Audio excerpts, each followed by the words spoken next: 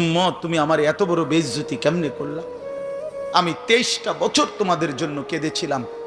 সারা রাত এশার নামাজের পরে নবী দাঁড়াইছে কানতে কানতে, ফজরের আজান পর্যন্ত নবী উম্মতের জন্য দোয়া করছে আর চোখের পানি ফেলছে। তায়েফের পাথরের আঘাতে পিঠটা ছিদ্র করে ফেলছি, ক্ষুধার কষ্টে পেটে পাথর বেঁধেছিলাম। উহুদের দান দান শহীদ করা রক্ত নিয়ে উহুদের ময়দানে পড়েছিলাম বেহুশ হয়ে। ঘরের চুলায় 3 মাস আগুন জ্বলে নাই।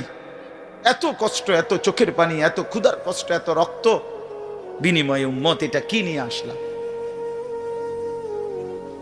নামাজ কই, সেজদা কই, রুকু কই, ফজর জোহর আসর মাগরিব এশা কই, হারাম থেকে বাঁচা কই, হালাল উপার্জন কই, জিকির কই, তেলাওয়াত কই, আমার সুন্নত কই? কেমনে এমনে ভুলে গেলা উম্মত? আমার এত বড়